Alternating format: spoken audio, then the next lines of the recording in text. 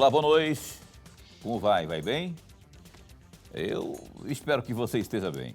Aliás, mais do que isso, eu espero que você esteja bem, que você se mantenha bem. Está no ar pela TV Pantanal, Rede TV, TV Pantanal, uma emissora do Grupo Gazeta de Comunicação. Programa Opinião. Começa agora o Opinião desta sexta-feira. Eu fico tão, assim, a gente grava muita coisa, né? Às vezes eu me perco no tempo, mas aqui, hoje já é sexta-feira, rapaz. Sextou, 5 de abril de 2024.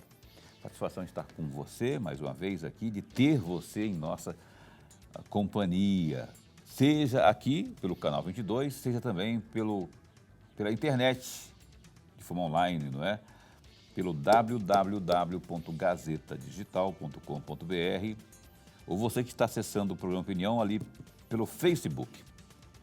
Quem não sabe como acessar, é só entrar ali no Face, aqui naquele campo de busca, vai lá, digita TV Pantanal. Tá aí, ó, tá aí no... Cadê? Ah, tá ali na TV, tá no rodapé aí, ó, TV Pantanal 22 HD. Você pode achar no Facebook por esse endereço aí, não é? Ou também no Gazeta Digital. A gente está lá ao vivo e em cores. Obrigado pelo carinho da sua companhia, viu? Então, rapaz, olha só. A opinião de hoje, você viu aqui na tomada aberta, estamos recebendo aqui com muita satisfação, não é? O professor da Universidade Federal de Mato Grosso, Alexandre Faria, o professor da Faculdade de Economia da UFMT. Está aqui, conversei com ele essa semana, ele esteve lá no Tribunal de Contas, eu falei, rapaz, vamos lá no Opinião para prosear porque tem um assunto muito importante aí e você vai dar razão para mim daqui a pouco, quando você ver e ter mais informações. O projeto Cuiabá Mais Solidária, tem algumas vertentes, né? E a vertente do Glorioso, que está aqui ao meu lado, que é o professor com quem a gente vai conversar, o Alexandre Faria, é dessa parte da economia. É um lance aí, rapaz, de descontar imposto de renda, você ajudar as crianças descontando o imposto de renda, você carimbar, ó, tá vendo? Eu tenho que declarar o imposto de renda X, eu quero para as crianças, para as criancinhas, para ajudar as crianças aí. Eu acho lindo e maravilhoso e isso, enfim, você vai saber e vai me dar razão daqui a pouco. Vamos conversar muito a respeito disso aqui com o professor Alexandre, também conhecido como marido da professora Vanice, que também está aqui no estúdio. Lorenberg, boa noite. Como vai? Vai bem? Boa noite, Paulo Coelho. E um grande abraço, mas um grande abraço mesmo a todos os nossos telespectadores, a razão maior do nosso programa. Verdade. Então, o convite está feito. Tem alguma pergunta, alguma sugestão aí? Vai aparecer no rodapé aí, ó, 99932-2529, o WhatsApp. Tem alguma pergunta, manda aqui para a gente e o professor vai estar respondendo ao longo do programa. Cumprimentar aqui, professor Alexandre, bom tê-lo aqui, rapaz. Obrigado de verdade por aceitar, de bate-pronto, aceitar o nosso convite, para falarmos sobre isso. Eu queria te pedir, ao cumprimentá-lo, que o senhor explicasse de forma menos técnica possível, a mais clara e direta possível, para todo mundo que esteja assistindo possa entender, desde aquele que é mais entendido do assunto e aquele que não, né? Isso que eu falei, por exemplo, eu troquei miúdos, né? Usei uma linguagem mais coloquial. Poxa, a pessoa vai lá, carimba, eu quero doar, eu quero meu imposto de renda para ajudar as crianças.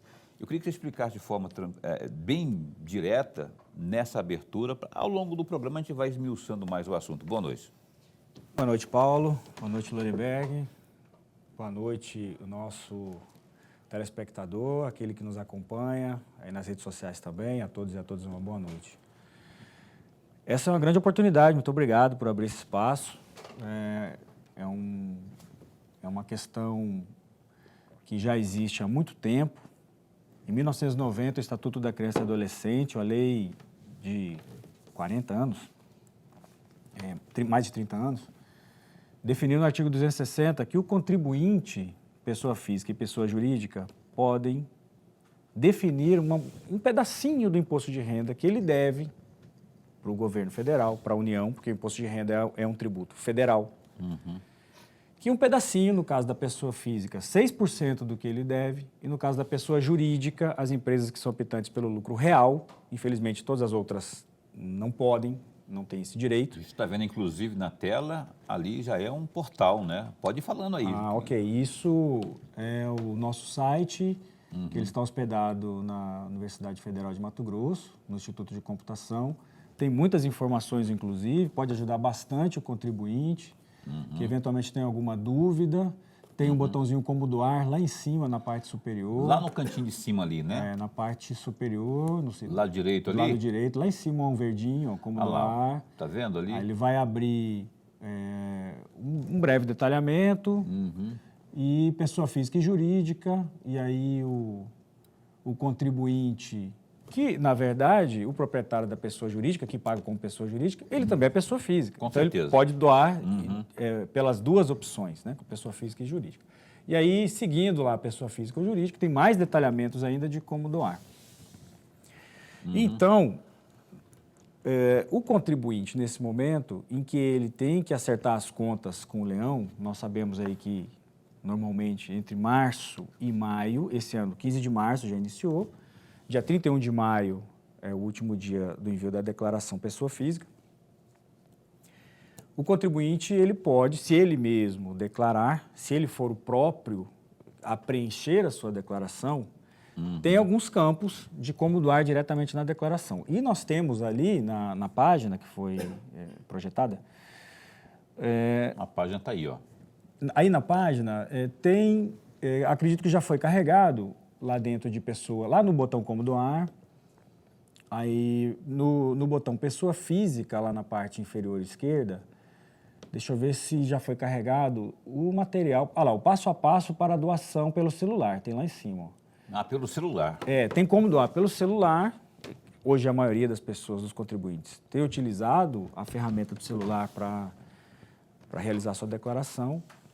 E levemente diferente o passo a passo da declaração no computador, no notebook ou no desktop. Ali, então, naquela apresentação que nós disponibilizamos na nossa página, é possível visualizar as telinhas. Entendi. O que ele tem que clicar, onde ele tem que clicar. E o sistema da Receita, ele já calcula quanto o contribuinte pode doar considerando o benefício fiscal. Na verdade, o contribuinte, ele pode doar qualquer valor. Ele pode colocar lá 1 centavo, ele pode colocar o máximo que o bolso dele suporta, que o coração dele o faz decidir pela doação. O valor pode ser, inclusive, maior do que o benefício fiscal, porque até o limite do benefício fiscal, digamos, o programa calcula e diz o seguinte, olha, você pode doar R$100 aqui para o Fundo da Criança, do valor todo que você deve, digamos que o contribuinte devesse para a União R$1.000, e ele um pouco mais de R$1.000, e ele seleciona R$100. Fala, olha, esses R$100 eu vou descontar do que eu quero receber, e eu vou te dar o direito, contribuinte, de destinar para um fundo da criança. E, nesse momento, o contribuinte, então, decide o valor. Pode ser exatamente o valor que o sistema da Receita estimou, que é o benefício fiscal. Ele pode doar um pouquinho a mais, que é o benefício e mais um pouco do que o bolso dele suporta, e menos. Ele também não precisa doar o máximo. Deixa eu só fazer uma indagação aqui, até para... Talvez você que está assistindo aí esteja com a mesma dúvida que eu. Por parecer muito burocrático, está dizendo que não é, até pelo celular você consegue, até o preenchimento ali. No primeiro momento eu pensei, e agora você falando, eu estou ficando mais flexível no entendimento. No primeiro momento eu pensei que, poxa, como que eu vou conseguir fazer? Eu vou ter que chamar meu computador. Eu, no caso, eu tenho um contador que trabalha comigo lá, né? Eu vou ter que ter um contador, alguém, um técnico para explicar. E está dizendo, pelo que você... Chamar de você, né? Claro. Rapaz novo. Está explicando, não é nada disso, quer dizer, é muito mais fácil do que se imagina. Muito fácil. Na verdade, a nossa campanha tem alguns materiais que já publicamos no nosso perfil no Instagram, se possível, inclusive. A gente vai colocar já aqui no rodapé, tá lá no rodapé lá. E ali tem exatamente o nosso perfil no Instagram. Tem alguns materiais também que ajudam o contribuinte a entender o processo e nós utilizamos o bordão: com um clique você pode doar, com um clique você pode ser solidário, porque é isso mesmo, é só selecionar alguns pequenos cliques e definir o valor que o contribuinte decide, então, destinar, e nós, nesse caso, nós estamos solicitando a destinação para o Fundo Municipal dos Direitos da Criança e Adolescente de Cuiabá. Mas o contribuinte não precisa necessariamente destinar para Cuiabá. O sistema, ele permite, na verdade, ele tem 3 níveis: um nacional, há um fundo nacional, há um fundo estadual, cada estado tem o seu fundo, e o municipal. No caso do municipal, o contribuinte ele tem que escolher primeiro a unidade da federação. Eu posso estar em Cuiabá e doar para o município que eu nasci lá na Paraíba? Pode. Por exemplo, Pode. Pode doar para qualquer município, porém qualquer município que tenha fundo. Hoje mesmo eu estava fazendo uma leitura de tarde e tem aproximadamente, dos 5.500 municípios, somente 2.900 realmente tem fundo E Cuiabá regularizado. tem fundo. E Cuiabá está regularizado, está disponível para receber. Então, a sugestão que há é para o Conselho Municipal dos Direitos... Como é que é? CMDCA. CMDCA. Essa é a recomendação. Além desses... Já te chamei Lorenberg. Lorenberg fica todo ansioso para perguntar aqui. Eu não chamo ele fica bravo comigo depois. Além do CMDCA, além desse conselho, tem mais alguma outra instituição que vocês estão sugerindo ou não? Por enquanto só essa? É porque o conselho, ele é uma estrutura que está prevista na Lei 6.004/2015 de Cuiabá, que é uma das 3 estruturas que regem a política de garantia de direitos da criança e adolescente. Um deles é o Conselho Municipal, o outro é o Conselho Tutelar. Essas pessoas conhecem um pouco melhor, porque é o que está ali mais na ponta, no atendimento das crianças e adolescentes. E outra estrutura é o fundo. O Fundo Municipal dos Direitos da Criança recebe esses recursos de doação para viabilizar a política de atendimento de crianças e adolescentes. Ok.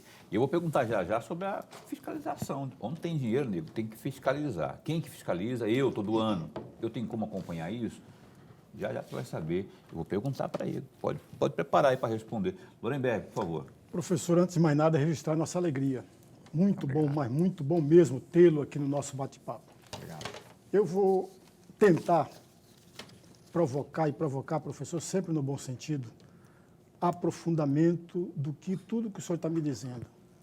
E para isso eu vou trazer aqui a notícia de uma reunião no dia 30 de novembro de 2023, que o senhor e os integrantes, tanto aqui do Cuiabá Solidário, como do CMDCA, estiveram reunidos nesse dia e um longo encontro. E aí vem a minha pergunta: qual foi o resultado prático para o contribuinte, para o conjunto da população e para o conjunto de adolescentes e crianças, esse encontro? O senhor pode me lembrar esse dia 30? Nós fizemos tantas reuniões. Dia 30 de novembro de 2023 foi o encontro. Eu vou ler, se o senhor me permitir. O Cuiabá Mais Solidária, projeto de extensão da UFMT, que por meio do Instituto de Computação e de Faculdade da Economia, em parceria com o CMDC de Cuiabá, tem como objetivo facilitar a adoção de impostos e de empresas e pessoas físicas em prol do futuro de crianças cuiabanas. No dia 30 de novembro de 2023, integrantes desses grupos se reuniram. Você lembrou agora? Exatamente isso. Não, mas fizemos várias reuniões, então creio que deve ser alguma reunião de planejamento que fizemos.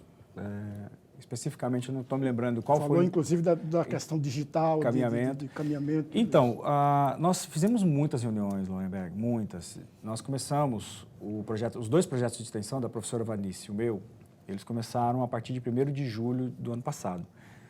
Em agosto começamos a ter mais reuniões, mas tivemos ali um período inicial mais alocados com a eleição do Conselho Tutelar. Você deve se lembrar que ano passado foi a eleição e os conselheiros tomaram posse de 10 de janeiro. Nós participamos na UFMT com urna, vários alunos da UFMT foram na apuração, participaram do processo de apuração. Então, naquela fase inicial, ficamos mais para resolver essa questão que o Conselho nos solicitou esse apoio. E aí, mais para o final do ano, nós começamos a nos reunir para entender as dificuldades e os desafios do Conselho. Então, qual é a nossa função? A função da professora Vanice é identificar desafios na área de TI. Quais são os elementos que nós podemos gerar de conhecimento para esse Conselho? Na verdade, nós estamos aqui como consultores, e consultores sem cobrar nada, porque o FMT, na verdade, não cobra por esse serviço. É um projeto gratuito, é uma cooperação, é um acordo de cooperação de 2 anos do Conselho com o FMT, operacionalizado por 2 projetos de extensão. Então, a professora Vanice, ela busca aperfeiçoar os processos de tecnologia da informação e a minha área busca entender os processos administrativos, os procedimentos internos e tentar convencer e sensibilizar a população a contribuir com parte do seu imposto de renda. A professora Vanice entra com a questão do marketing digital, com a construção das mídias, etc., essa é a equipe dela. Nós passamos a informação da Receita Federal, a legislação da contribuição e ela transforma isso em material digital. Bom,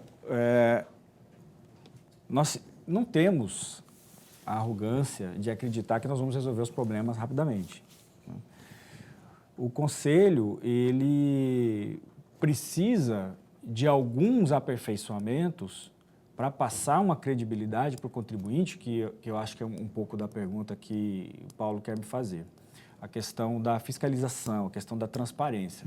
Quando nós iniciamos, Lorenberg, não havia uma página na internet ou uma conta de Instagram que pudesse demonstrar o básico das informações. Então, se procurasse lá em agosto do ano passado, em julho do ano passado, CMDCA Cuiabá, você ia encontrar uma página da prefeitura, da Casa dos Conselhos, com um endereço e um telefone, só. Hoje o senhor tem uma página de internet com muitas informações que nós estamos carregando na medida do possível. Então, como o projeto não é monetizado, nossos alunos eles são voluntários, eles trabalham no projeto quando sobra tempo, quando é possível. Eles se desdobram com as disciplinas que eles têm que desenvolver, que eles têm que cumprir na universidade. Então, nós estamos a passos dentro do possível. Eu não digo lento, porque, na verdade, nós fizemos até mais do que estava previsto no nosso cronograma. Mas com aquela vontade de querer acelerar, né? Com aquela vontade de querer entregar resultados melhores e mais rápidos. Por que Cuiabá merece? Porque nós temos muitas crianças, não só na periferia, mas também nos bairros centrais de Cuiabá, que precisam de atenção. Tem adolescentes que precisam de uma atenção, eles precisam de uma educação complementar, eles precisam de cultura, eles precisam de mais atividades de lazer. E nós acreditamos que há um potencial maior de arrecadação em Cuiabá. Hoje nós estamos arrecadando em torno de entre 1.300.000 e 1,5 milhão por ano.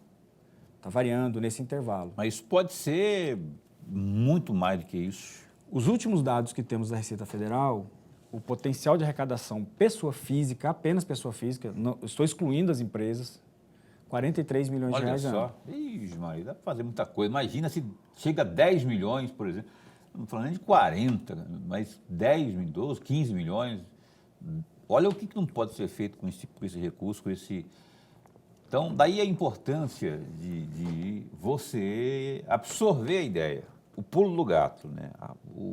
O faro social de que há nisso tudo aí.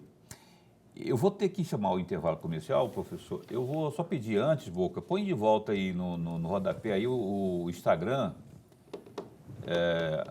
o endereço eletrônico aí. Tem aí no...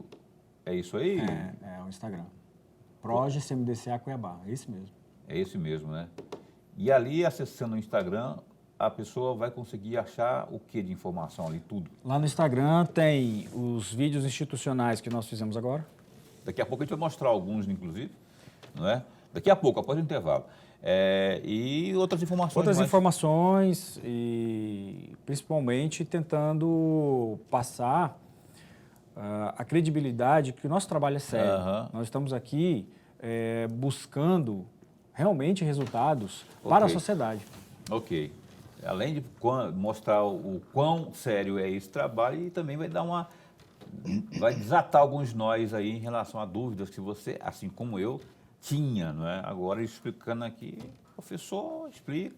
Aliás, a Vanice, que é a sua gloriosa esposa, que o senhor citou aqui agora, que dia que vai ser o prazo final para a declaração de imposto de renda? Foi o dia 11? 31 de maio. 31 de maio. Vou fazer um convite aqui, a Vanice está ali, inclusive, semana que vem a gente prosear também. Se eu soubesse que ela também estava envolvida, tinha chamado ela primeiro. Mulheres, né? Claro. Mas aí, semana que vem, se a senhora topar, né? Eu vou ver o dia, acho que quarta ou quinta-feira, semana que vem, para a senhora vir também falar dessa questão da tecnologia da informação que ele está falando aqui, mas eu acho que ele não explicou tão bem quanto a senhora explicaria. Com certeza não. Puxa a orelha dele lá em casa. Vamos para o intervalo comercial, a gente volta já já com mais informações a respeito disso.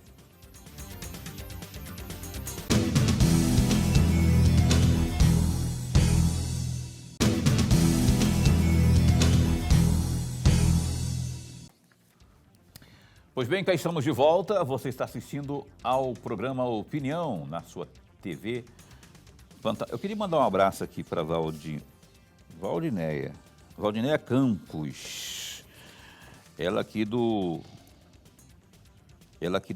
Santa Isabel, de Cuiabá, né? É Cuiabá, né? Acho que ela mandou para mim. Agora meu celular está lá carregando. Ela mandou aqui, para mandar um abraço para ela e também para o Douglas, que é o glorioso esposo. Obrigado. Ela se acompanha sempre o programa Opinião. Obrigado pelo carinho, viu? Vamos aos destaques do Gazeta Digital. Dá um clique aí, www.gazetadigital.com.br. Então, o Lorenberg, o presidente do MDB aqui no estado de Mato Grosso, Carlos Gomes Bezerra, ele criticou as lideranças da base aliada do governo, no caso o governador Mauro Mendes, né, que é do União Brasil, lideranças que estariam aí ignorando a aliança firmada em 2022 e atuando individualmente para a construção de candidaturas nas cidades mato-grossenses. Segundo o cacique MDBista, tal postura prejudica a manutenção do grupo de sustentação do governo de Mato Grosso, causará futuros rachas entre os aliados. Então, ele está dizendo assim que política tem que se fazer com competência, com respeito, com mão dupla, um procurando ajudar o outro a fortalecer o outro, para você ter aí uma construção política duradoura. Senão, você não tem condição com individualismo. Com isso, você não tem condição política, não é? Questionado quem estaria ignorando o pedido do MDB para a discussão do pleito de 2024, Bezerra afirmou que todos os partidos, abre aspas para ele, o MDB chamou para conversar, nós queríamos sentar e esquadrinhar todo o Estado e ver aí o interesse de cada partido nos lugares, não é? Nesses lugares chamados de estratégicos. Isso é importante para que não tenha confronto entre aliados. Isso pode gerar fragmentação futura, reforçou o cacique do MDB. Olha só, o prefeito de Cuiabá, Emanuel Pinheiro, também do MDB, apresentou sua defesa prévia e também indicou testemunhas à comissão processante da Câmara, que tenta afastá-lo do cargo. A apuração no Legislativo foi aberta após o gestor ser apontado como líder de uma organização criminosa que agia na saúde do Estado por meio de cartel de empresários contratados por diferentes prefeituras. Os atos ilícitos são apurados no bojo da Operação Espelho, deflagrada ainda no ano passado. No documento entregue nesta sexta-feira, dia 5, o prefeito alega que As acusações contra ele são genéricas e carentes de provas concretas. O documento também cita que a Câmara de Vereadores não pode atuar em relação aos crimes de responsabilidade previstos, nesse caso aí, na legislação, não é?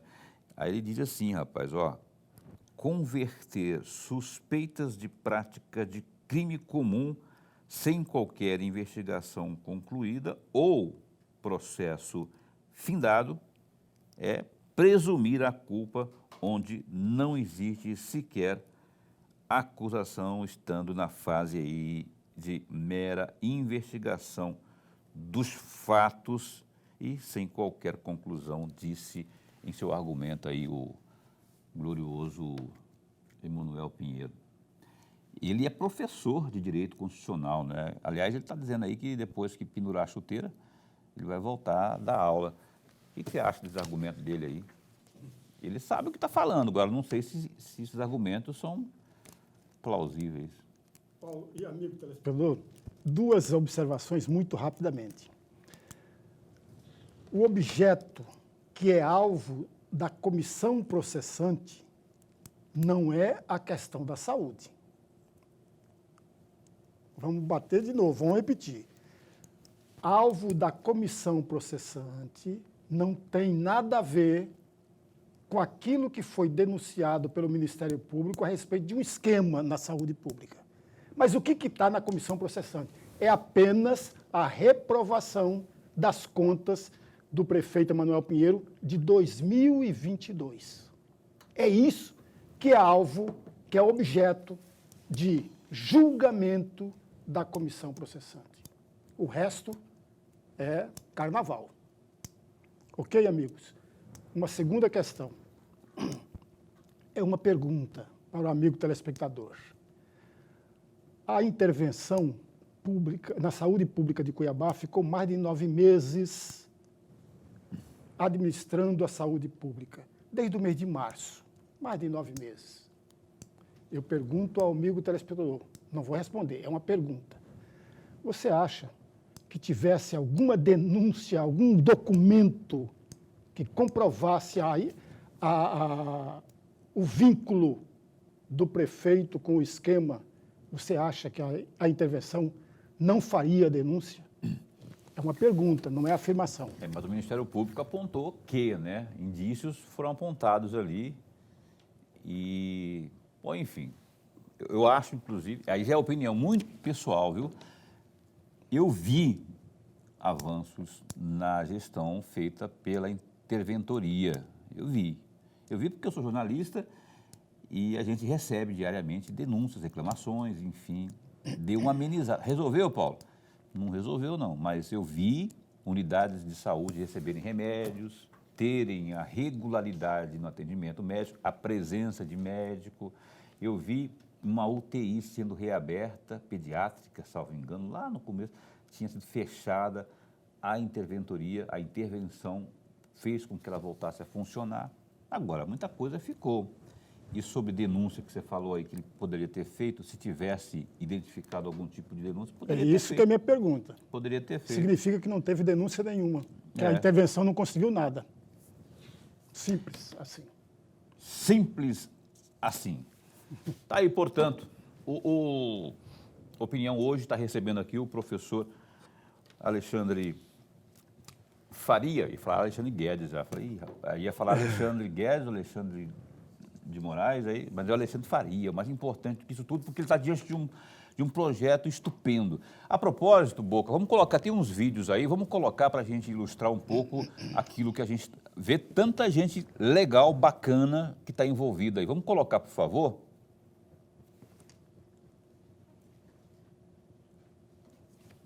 Boca, não achou aí? Fala comigo pelo menos no ponto. Se não achar, me fala no ponto, fala comigo no ponto. Ah, não está aparecendo? Não está aparecendo. Se não aparecer, vai ajustar tecnicamente aí? Então, vê se arruma direitinho, aí até o próximo bloco a gente coloca aqui para que as pessoas que estão em casa possam assistir também aí. Tem Ministério Público, tem o procurador, o Paulo Prado. Convidei ele para vir aqui também, o doutor Paulo Prado, para falar sobre isso aí. Ele é até a tampa envolvido nessas questões aí. Né? O Tribunal de Contas, tem gente boa envolvida aí, todo mundo somando forças aí. Vou pedir para o Lorenberg abrir o bloco de perguntas, então, ao nosso entrevistado. Professor, vamos retomar aquele bate-papo que nós tivemos no intervalo, que parece-me, se não for pertinente, o senhor, por favor, me corrija. Talvez seja muito bom para o amigo telespectador, quando eu mencionei que aquela campanha de transforme sua contribuição de solidariedade tem a ver com o seu grupo, tem a ver com todo esse encontro, essa reunião. E o senhor tocava no ponto da questão da transparência. Se o senhor pudesse repeti-la. Exato. Essa pergunta é muito importante porque quando realizamos uma explanação dessa possibilidade com pessoas, com empresas, algumas, a primeira reação é: não conheço, nunca ouvi falar nessa possibilidade. Desconheço que eu poderia doar parte do meu imposto de renda. Essa é a primeira reação. Mas, normalmente, a segunda reação, logo na sequência, é: mas e o recurso? Como ele será aplicado?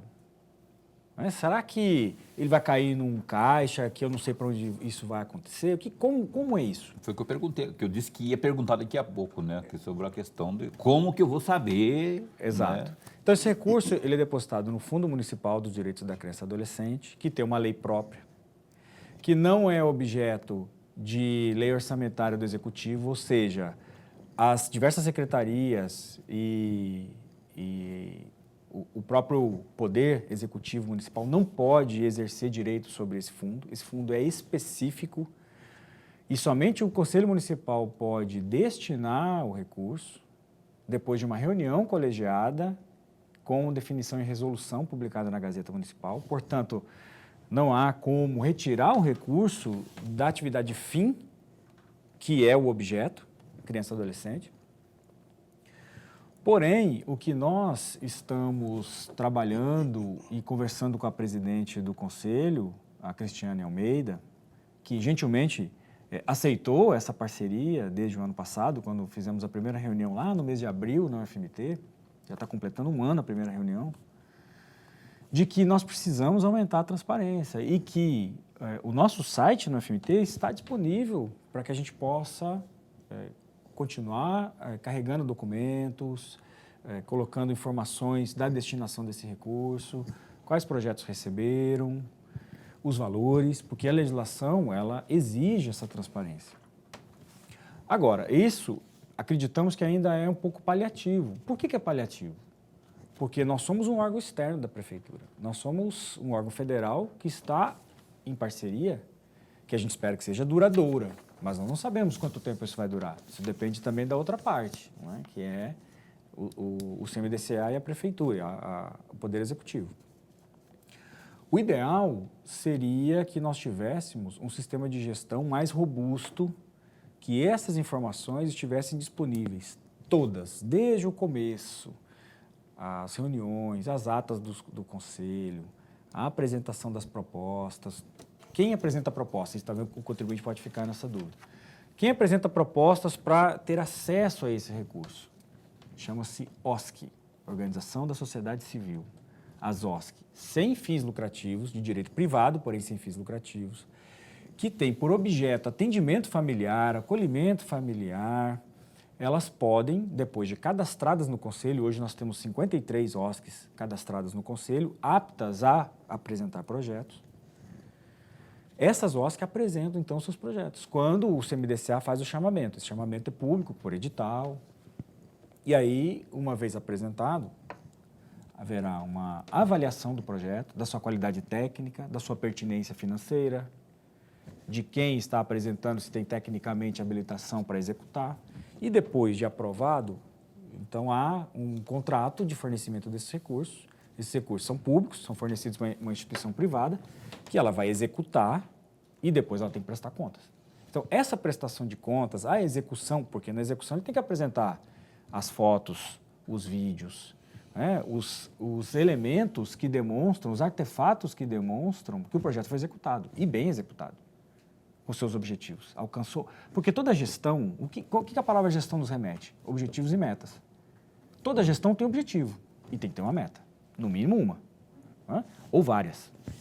Então, os projetos apresentando objetivos e metas, a sociedade pode acompanhar a mensuração disso.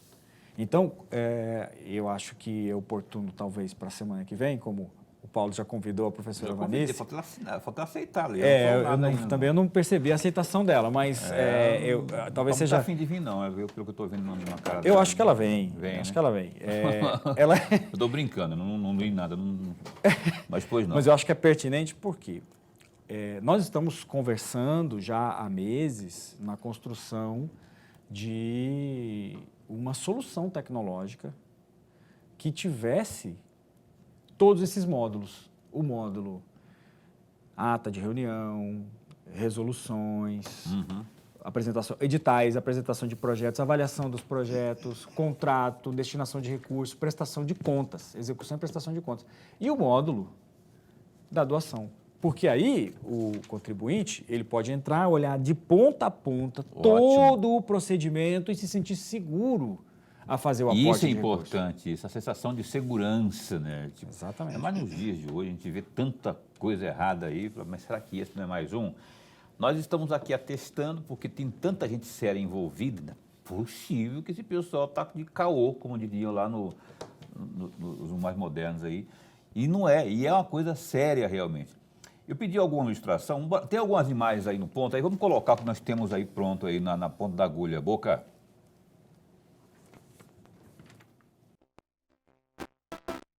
O meu desejo é que toda criança e adolescente possa ter um presente e um futuro maravilhoso, que elas sejam felizes. Que possa brincar, estudar e viver de uma forma segura. Isso pode acontecer. Não é difícil, é super fácil. Basta você destinar parte do seu imposto de renda para o Fundo da Infância e Adolescência. Você pode doar qualquer valor e isso faz toda a diferença. Seja solidário, transforme vidas. Destine seu imposto de renda para o futuro de milhares de crianças.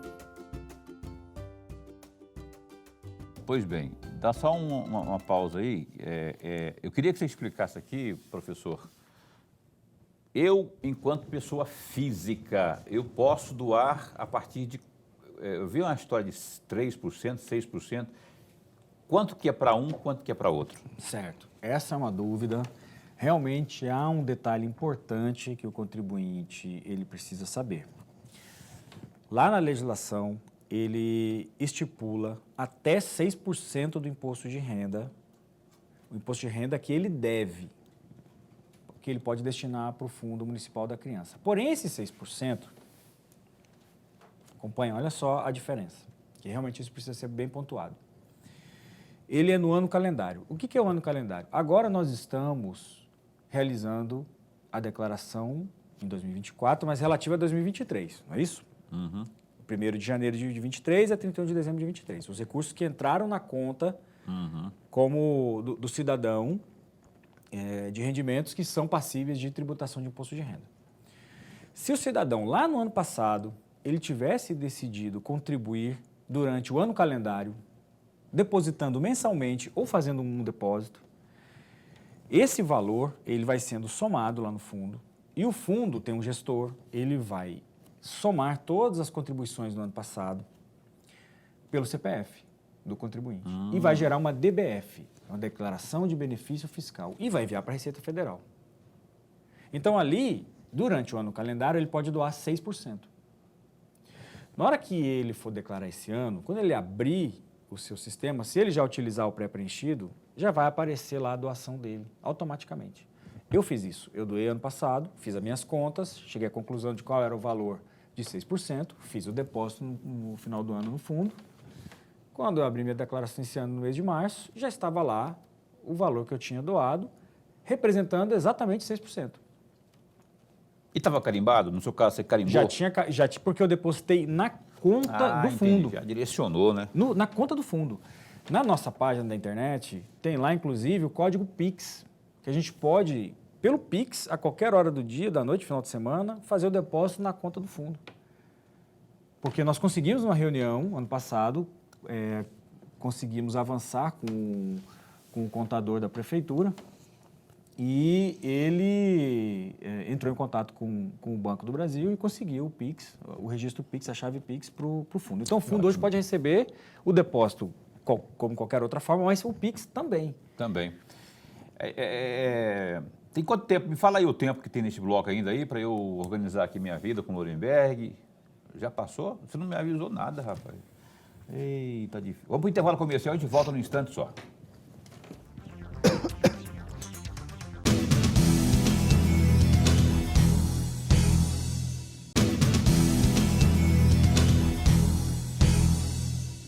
Pois bem, cá estamos de volta. Este é o último bloco. Vamos correndinho aqui para tentar... Lorenberg tem perguntas. Antes da pergunta do Lorenberg, tem mais alguma coisa que tenha para a gente passar aqui de vídeo, alguma coisa assim, de ilustração, Boca? Só para a gente já... Isso aí é o quê, meu cara? Isso aí é o segundo vídeo. Transforme a vida de crianças e adolescentes. Basta doar parte do seu imposto de renda. A sua doação garante educação, Saúde cultura e lazer para nossas crianças. Doar é muito fácil. Com um clique, você destina seu imposto. Junte-se a nós. Vamos apoiar a nossa infância e a nossa juventude. Mais uma produção importantíssima, um vídeo muito ilustrativo, né? Bem chamativo realmente. Ficou um apelo com explicação, né? Começo, meio e fim. Professor Lorenberg. Professor, se o senhor me permitir, eu gostaria de sair um pouco fora, até porque para aproveitar a sua sabedoria, o seu conhecimento, a sua vivência na área, eu trouxe aqui, na verdade, 4 textos, mas não vai dar, o tempo não será suficiente. Mas eu tenho aqui um trecho do artigo que o senhor escreveu, juntamente com outros colegas, Desenvolvimento e Crescimento Econômico das Micro-Regiões de Mato Grosso nos anos de 2005 a 2013. Eu encontrei isso na revista Interações. Entre aspas, tanto a melhoria na educação quanto o crescimento econômico não foram capazes de elevar consideravelmente as condições de geração de emprego e distribuição de renda no Estado. Fecham aspas. E aí, professor, eu tenho uma perguntinha, muito mais do que uma perguntinha, um pedido de reflexão. Porque, em tese, a imensa maioria da população acredita que se houve uma melhoria na educação, se houve uma melhoria no crescimento econômico, obviamente, nós teremos na mesma proporção ou muito mais essa distribuição, essa geração de empregos. A afirmação, me corrija se eu estiver equivocado, me diz uma outra coisa muito diferente. Por que razão? Porque há outros elementos envolvidos, né? Nós temos uma economia que tem se utilizado mais crescentemente de tecnologia também, poupadora de mão de obra. Isso faz com que a necessidade de incorporação de trabalho diminua, né?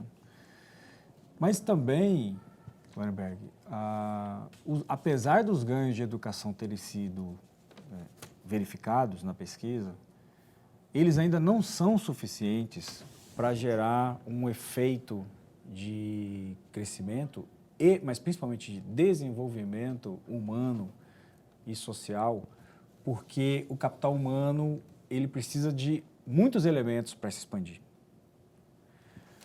Se medir a educação básica, a educação do nível médio, os indicadores melhoram, mas não ao ponto de gerar uma massa crítica, um nível mais elevado de capital humano. A gente tem ainda muito pouca mão de obra com nível superior. Se utilizar os dados da RAIS, da população que está empregada formalmente em Mato Grosso, é uma outra pesquisa que nós trabalhamos, grande parcela da população, salvo engano, mais de 80%, tem no máximo nível médio. Então, grande parcela das pessoas que estão no mercado de trabalho não estão com um nível de capacitação elevado. melhorar de um nível básico para o nível médio já é um avanço. Mas ainda é um entrave, porque ele não consegue destravar grandes criatividades. Nós precisamos de seres humanos mais criativos, mais colaborativos. E a gente precisa de mais investimento numa educação, não aquela educação formal que a gente está acostumado a ver. Nós precisamos de uma educação realmente transformadora. Nós temos discutido internamente no FMT, e aí eu estou falando entre os professores, não é um debate institucional, porque eu não faço parte de estruturas institucionais nesse momento. Então, é um debate de colega, de sala de aula, de corredor. Que nós acreditamos, é uma percepção de muitos colegas, de que nós fomos criados numa estrutura de docência que não se aplica mais nesse século XXI. Os alunos que estão chegando têm uma outra dinâmica. É um aluno digitalizado, é um aluno que tem uma outra forma de consumir o conhecimento. Como ele constrói o conhecimento? O professor deixou de ser aquele centro da atenção. Então, ele tem outras formas de encontrar o conhecimento. A gente precisa transformar a educação. A gente tem que encontrar soluções, e eu creio que o problema não é só no Brasil, isso é um problema realmente mundial, mas a gente tem que também encontrar a nossa solução para começar um novo capítulo da educação. Essa educação é do século XIX, na verdade. Esse escolástico, daquele formato que o professor é ali ao centro, que o aluno fica ali como o sem luz, né, o alumni, e que ele não tem ou tem pouco a entregar ou a construir junto com o professor. A gente precisa de salas de aulas colaborativas. Com isso, talvez a gente possa dar um salto na nossa capacidade de capital humano e aí sim, quem sabe, isso começar a se transformar em um rendimento melhor, em uma condição de vida melhor, porque também isso muda tudo, porque vai mudar a mentalidade. Vai mudar a mentalidade na construção do cenário político, na cobrança do que ele tem como direito, e vai, inclusive, chegar nessa condição que a gente está aqui. Só 3% dos recursos possíveis estão sendo depositados. Por quê? Porque as pessoas têm uma visão cultural de que ela não é propícia para a coletividade, é para a individualidade. Então, nós precisamos dessa mudança cultural, e essa mudança cultural pode afetar, inclusive, esse projeto que nós temos aqui. Ok, falar em projeto que temos aqui, eu quero voltar a falar sobre como que eu faço para transformar a minha contribuição em solidariedade. Você viu aqui a camisa do glorioso Alessandro? Olha, ó, exatamente o que eu acabei de falar. Eu gostaria que você explicasse aqui, amigo, já que você tocou agora há pouco aí na parte dos idosos também, tem também uma forma de destinar para os idosos também, para o fundo dos idosos também. Também. Os legisladores definiram que aquele limite de 6% em que eu poderia doar lá no ano passado, que era o ano calendário, quando eu decido doar na declaração, o legislador também pensou no fundo do idoso. Pessoal, eu também tenho uma outra população aqui vulnerável e que eu vou, então, fracionar. Os tais 6% continuam. Mas na declaração eu vou decidir 3% para as crianças e 3% para os idosos. Obrigatoriamente, 3% para cada um, não, né? Não, o limite é 3%. Sim, mas... Mas ele pode doar menos do que isso. Ele pode doar 2, pode doar 1, ou pode não doar. Eu posso, por exemplo, decidir doar só para o fundo do idoso. Ou só para o fundo da criança. Mas eu tenho a opção de doar para os dois. Se eu quiser chegar no limite dos 6%, e aí eu teria que usar o direito de doar para os dois fundos. E aí é a mesma situação, nacional, estadual e municipal. Eu sugeriria que você optasse pelo municipal, né? Porque aqui estamos nós, né? E a gente, poxa, você vê toda hora criança pedindo flanelinha, flanelinha pedindo trocar. Aqui, ó, você sai daqui da TV Pantanal, aqui na esquina, aqui é essa hora. Eu não sei se hoje vai estar, mas tem um pessoal ali, criança, isso corta o coração da gente, né? Se tivesse, esse fundo fosse, se eu pegasse R$10, desse para ela, para a criança, e ela fosse comprar algo para comer, eu ficaria plenamente feliz. Mas não sei, às vezes ela está mal orientada, vai consumir droga, coisa do tipo, né? Não é fácil de imaginar e nem de comprovar isso. E aí, quando você tem uma oportunidade como essa de direcionar, de carimbar ali, Eu queria que você colocasse de novo aí no rodapé aí o Instagram.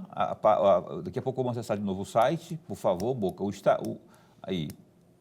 É isso mesmo, né, professor? É esse mesmo, é o nosso Instagram. Paulo, posso fazer uma... Deve fazer. Aliás, aproveita para fazer tudo que você queira fazer, que nós estamos acabando o programa. Uma abordagem didática.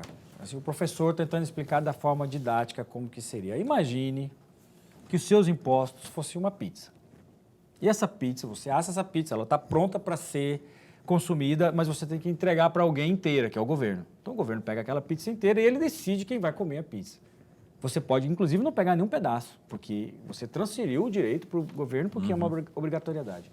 Mas imagine que você pudesse cortar um pedaço dessa pizza, duas fatias nesse caso, uma fatia para as crianças, uma fatia para os idosos, e falar, bom, o governo pode levar 94%, mas eu tenho duas fatias, eu posso decidir quem vai ter acesso a essa fatia de pizza. E se for durante o ano calendário, que, inclusive, eu advogo, Loreberg e Paulo, caso o contribuinte, nesse momento, está muito em cima, eu ainda tenho dúvida, eu nunca fiz, prefiro não fazer. Entre na nossa página, tire suas dúvidas. Põe a página de novo aí, enquanto ele fala a página na internet. Pode se tornar um doador mensal, com valores dentro da sua possibilidade. Eu só posso dar R$10, está ótimo. Eu posso doar R$5, está ótimo. Aí a página, você pode, inclusive, se orientar por meio dela. Isso. Tem tudo certinho aí, mastigadinho. E aí, se eu clicar lá no Pessoa Física, vai aparecer, inclusive, o código Pix. Pode ser no Pessoa Física. Isso. No Física. Aí, se desceu, olha lá o código Pix. Ali, quando fazer a leitura do QR Code ali. Vai direto para a conta do Fundo Municipal dos Direitos da Criança e automaticamente, ano que vem, vai aparecer na sua declaração automático. Não preciso nem me preocupar em clicar aqui ou ali. Então, se fizer a declaração durante esse ano, devagarzinho, de pouquinho em pouquinho, ano que vem ele surge como um abatimento total do que você depositou no limite de 6% na sua declaração. Esse aí é o site. Tem mais alguma coisa que a gente não colocou aí de imagem, não, de vídeo? Os vídeos foram os dois, né? Os vídeos foram os dois. Bom, é isso, gente. Lorenberg, se você tiver uma perguntinha pequenininha para ele responder nesse breve, pequeno espaço que nós temos para encerrar o programa. Será que nós vamos ter tempo, professor? Vamos ver. Ele vai correr todo o tempo aqui. Se o senhor fizer uma pergunta muito difícil, o senhor vai me complicar. Já passou um minuto. Porque, veja, no segundo parágrafo dessa conclusão daquele texto, está escrito o seguinte, entre aspas, a dificuldade de estabelecer e fazer valer o zoneamento socioeconômico e ecológico nos estados abrangidos pela Amazônia, inclusive Mato Grosso. Gostaria muito de ouvir um comentário do senhor. Um comentário de 40 segundos. Tá bom, eu participei do zoneamento lá em 2010 como consultor na Assembleia, e aí já na fase da Assembleia, não na fase do Executivo, e acreditamos que havia a possibilidade de dar uma grande contribuição, porque o zoneamento iria criar a capacidade adaptativa da produção com relação ao meio ambiente. Possivelmente a gente iria evitar esses riscos que estamos correndo de risco climático. Desertificação, excesso de calor, como temos observado ultimamente, ano passado foi um ano muito quente, excesso de chuva em alguns momentos, escassez de chuva em outros, isso porque o nosso clima, infelizmente, ele depende dessa interação. E o zoneamento é base para garantir uma adaptação da produção com a zona natural. Transforme sua contribuição em solidariedade, entra nesse site que você viu aí há pouco. Obrigado, viu, professor? Alexandre, muito obrigado por ter vindo aqui, Alexandre Faria. Esse espaço continua a postos para me informar. Espero que a gloriosa primeira-dama possa vir aqui na semana, a sua esposa possa vir aqui na semana que vem para a gente esmiuçar esse assunto. Obrigado, tudo de bom. Eu que agradeço a oportunidade, estamos sempre abertos a retornar. É isso aí, gente. Então, fica a dica aí, transforme, é verdade, você pode fazer isso de forma segura e ajudar o próximo, viu? E as nossas criancinhas, os nossos idosos. Lorenberg? Até segunda-feira. Opa, segunda-feira é feriado, não é? Aniversário de Cuiabá. E estaremos recebendo aqui alguém que sabe muito de Cuiabá, que é jornalista também e é escritor, o Zeca Tenuta. Ele tem um livro aí sobre futebol da história de Cuiabá, tem a Cuiabá de Chapa e de Cruz. E tem muito assunto importante para a gente conversar aqui, segunda-feira, no programa Opinião de Aniversário da nossa querida capital. Então é isso. Bom fim de semana para você, se cuida, fica bem, fica com Deus também.